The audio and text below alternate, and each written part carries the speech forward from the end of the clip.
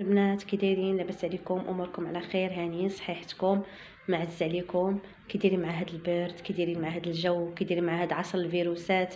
كنتمنى من الله ينجينا وينجي جميع المسلمين في جميع بقاع العالم يا ربي امين.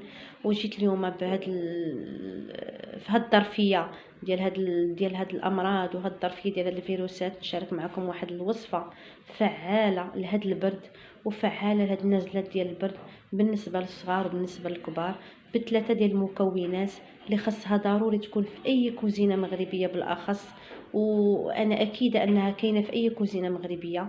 يعني ثلاثه المكونات اللي من احسن المكونات اللي كاينين في حاليا في علاج هاد النزلات ديال البرد. وباش ما نطولش عليكم ندوزو باش نوريكم هاد المكونات.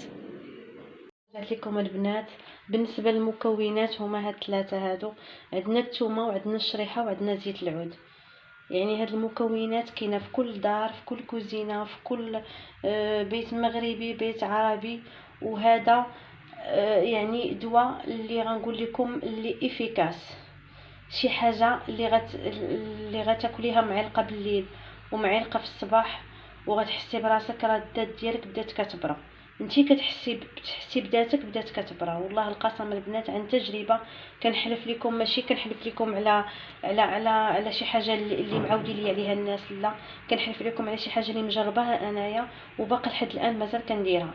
علاه لاحظتوا ان صوتي باقي منغنغ شويه، من الحمد لله من بعد هاد الدواء اللهم لك الحمد، اللي هي الثومه والشريحه وزيت العود.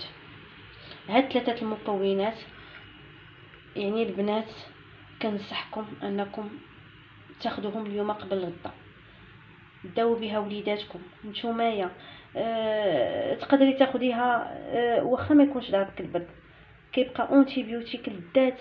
يعني فما تجيك شي منزله ولا شي حاجه كتلقاي الذات ديالك راها مقويه، عندها المناعه. وما كاين ما احسن من الثوم. الثومه راه احسن اونتيبيوتيك هي هاد الثومه. وكيف ما في القران تقولك التين والزيتون.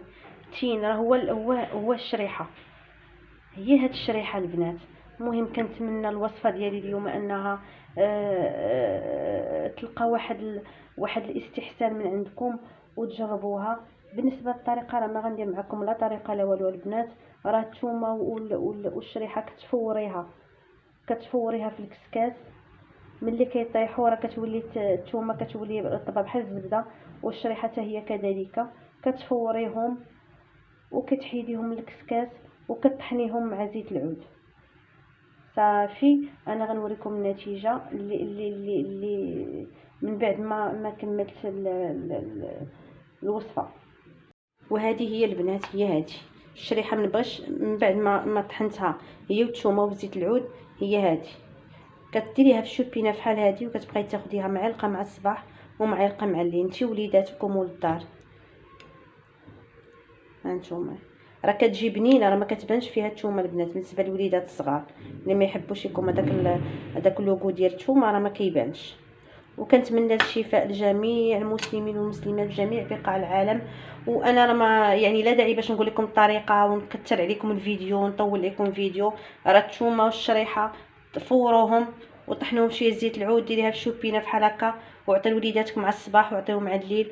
والله يجيب الشفاء للجميع وتبارك الله عليكم. وكنتمنى الفيديو ديالي يكون خفيف على قلبكم، والله يجيب الشفاء للجميع والله يخفف معنا زاد.